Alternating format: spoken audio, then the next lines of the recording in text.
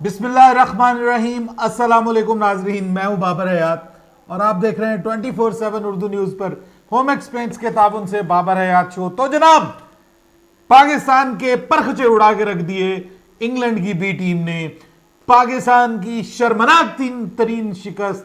जो मर्जी कहिए भाई, आज आपको खुली छुट्टी है, आप जो कह सकते हैं कह दीजिए। पाकिस्तान जिस तरह से खेला है ये वाकई शर्मनाक शिकस्त है। इंग्लैंड की बी टीम ने पाकिस्तान के रियल मीनिंग में परखचे उड़ाए हैं। उनकी बॉलिंग ने जो पाकिस्तान का बुरा हाल किया है, वो कह देना अल-अमान अल-हफीज। और फिर उसके बाद जिस तरह से मक्खन में मलाई डाल के उन्होंने जो है वो पाकिस्तान का जो 141 रन का टारगेट जो है उसको जिस आसानी से उन्होंने अचीव किया है जी, मैं कहता हूं बल्ले बल्ले। और मैं ये समझता हूं कि पाकिस्तान की ये टीम राइट नाउ, जिस टीम ने ये परफॉर्मेंस दी है, वो टीम डिजर्व करती है कि वो 3-0 से ये सीरीज हारे। वो सीरीज उसको ये क्लीन स्वीप पड़नी चाहिए पाकिस्तान को। और इंग्लैंड अगर इस परफॉर्मेंस के बाद पाकिस्तानी टीम को उठने देता है तो फिर इंग्लैंड को शर्म आनी चाहिए। यकीन करें, अगर आपकी बी टीम में इतना दमखम है कि आप एक काउंटी के मैच के अंदर से एक इनिंग्स में 0 पर आउट हुए जैक क्रॉली को उठा के आप खिला देते हैं और वो वनडे में चल जाता है और वो बच जाता है वहां पे एक जिसको कहते हैं पेयर उनको मिलने वाला था उस मैच में, क्योंकि पहली इनिंग्स में उनको जो है वो आउट कर दिया था जिमी एंडरसन ने, और दूसरी इनिंग्स में अगर वो 0 पे आउट हो जाते तो he was on a pair. और इस मैच में आके वो भी चल गए, डेविड मलान भी चल गए जी। ठीक है, उसके बाद जनाब उन्होंने जो बॉलिंग की है, तबाहकुन बॉलिंग, रियल मीनिंग में जो साकिब महमूद थे वो तो अनप्लेएबल लग रहे थे। और पाकिस्तान के बैट्समैन जो हैं, इंक्लूडिंग हमारे जबरदस्त बल्लेबाज बाबर आजम, जिनसा कोई है ही नहीं दुनिया में, जिनका हम विराट कोहली के साथ कंपैरिजन करते हुए नहीं थकते। उसके बाद मोहम्मद रिजवान, वो भी आज जिनके ऊपर हमें हमेशा उम्मीदें रहती हैं, वो भी आज उम्मीद के ऊपर पूरा नहीं उतरे। इमामुल हक तो पहली बॉल का ही शिकार हो गए। उसके बाद बाकी जो रही सही कसर है वो फखर जमान, और उसके ऊपर हमें उम्मीदें लग रही थी उसके ऊपर सोहेब मकसूद के ऊपर, वहां पे फखर जमान ने सोहेब मकसूद का पत्ता गोल कर दिया। हम सऊद शकील के लिए कितना बोले, वो बेचारा आज पहले मैच में आया, तो उसको अब हम क्या कहें जब दूसरे सारे नहीं चल सके। उसके बाद फिर जो हमारे ऑलराउंडर्स हैं जिनको हम इतने अरसे से पाल रहे हैं, और वो रोटी कंपनी बन जाते हैं और कभी टुकर ग्रुप बन जाते हैं और कभी कुछ बन जाते हैं और कभी दोस्त बन जाते हैं, वो अपनी दोस्तियां निभा रहे हैं। कोई राणा है और कोई जनाब वो हसन अली है और कोई शादाब खान है और वो वाइस कप्तान है। मैं हैरान हूं इस सारी चीजों को देखते हुए। अब ये कहेंगे जी हमें मैच प्रैक्टिस नहीं मिली। अरे भाई, तुम लोगों को तो समझ ही नहीं आ रहा, हसन अली को यह समझ नहीं आ रहा कि यार कहां पे शॉट मारनी है, कहां पे नहीं मारनी। मैं उन खिलाड़ियों को बात नहीं करता कि जिनको वाकई अनप्लेएबल डिलीवरीज पड़ी। अब जो इमामुल हक है, उसको पहली बॉल ही अनप्लेएबल थी, अनफॉर्चुनेट था उसका। उसके बाद मोहम्मद रिजवान को भी बिल्कुल अनप्लेएबल डिलीवरी पड़ी, उस पर वो कुछ कर ही नहीं सकता था। बाबर आजम को शुरू में आदत है बाहर की तरफ जाती हुई बॉलों को छेड़ने की, वो उसने बहरहाल अपना काम कर दिया।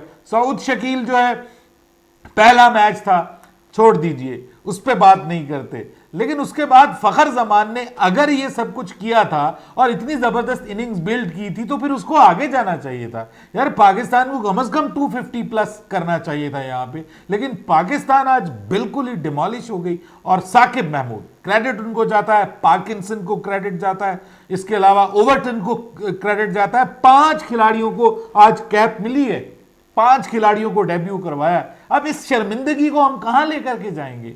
पाकिस्तान उनसे जिस तरह से हारा है, ह्यूमिलिएशन है ये। सिंपली पाकिस्तान को ह्यूमिलिएट किया है इंग्लैंड की टीम ने और बम्बूजल करके रख दिया। अब इस पे हम कहां अपनी इस शर्मिंदगी को लेकर के जाएं? लेकिन आप हौसला रखें।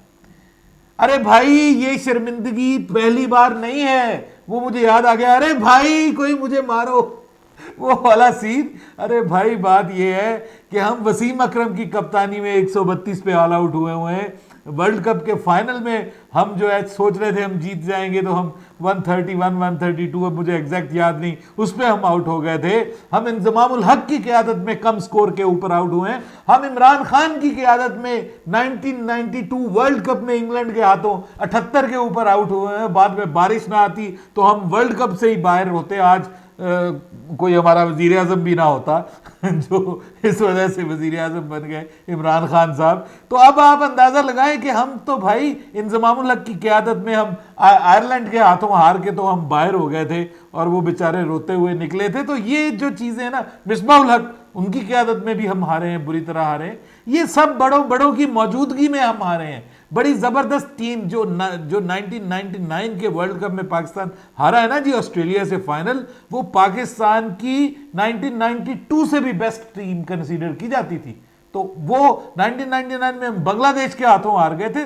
तो ये कहानी बड़ी पुरानी है साहब, इसमें घबराना नहीं है। वो तो हमारे वजीर आज़म साहब भी कहते हैं बस आपने घबराना नहीं है। बिल्कुल नहीं घबराना। अब ये टीम उठेगी, अगले 2 मैचेस जीतने की कोशिश करेगी। नहीं जीतना चाहिए, आप जो मर्जी कहें, मैं कहता हूं इस कारकर्दगी के बाद पाकिस्तान को नहीं जीतना चाहिए। इंग्लैंड को क्लीन स्वीप करना चाहिए पाकिस्तान को, और उसके बाद पता चलना चाहिए कि यार हम कहां पे खड़े हुए हैं, बीइंग अ टीम कहां पे खड़े हुए, टैलेंट कहां पे खड़े हुए। मुकाबला हम इंडिया के साथ कर रहे हैं। इंडिया की बी टीम श्रीलंका की ए टीम से, मतलब श्रीलंका की फुल फ्लेज टीम के साथ खेलने जा रही है, और इंग्लैंड की बी टीम हमें हरा रही है। तो श्रीलंका तो फिर बेहतर टीम से हारा है, हम तो उनकी बी सी टीम से हार गए यार। अब इसमें क्या सर ही अब पीटीए निदामत में, अब इसके ऊपर मैं क्या कह सकता हूं।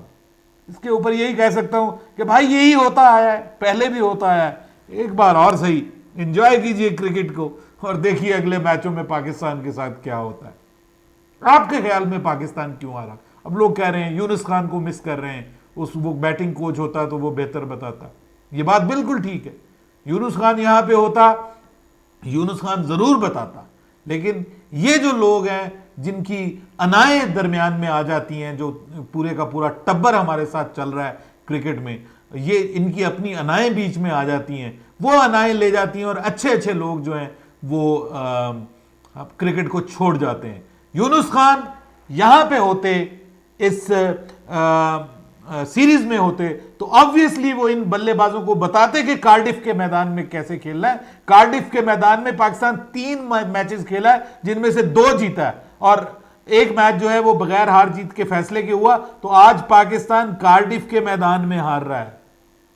इससे आप अंदाजा लगाइए कि सब कुछ बदल रहा है। नहीं बदलेगी तो हमारे पीसीबी की सोच नहीं बदलेगी। राइट प्लेस पे राइट पर्सन की पोजीशन के ऊपर राइट पर्सन की सिलेक्शन नहीं होगी। जिस बंदे को आना चाहिए, पता चलेगा वो शाहनवाज धानी को सीट नहीं मिली, वाला साहब उनकी जगह सीट पे बैठ के आ गए। तो ये हरकतें जब होंगी, टैलेंट को वक्त के ऊपर मौका नहीं दिया जाएगा और पर्चियां चलती रहेंगी, तो फिर यही होता रहेगा पाकिस्तान के साथ। अपनी राय दीजिएगा कमेंट सेक्शन में। बाबर हयात को इजाजत दीजिए। अल्लाह हाफिज।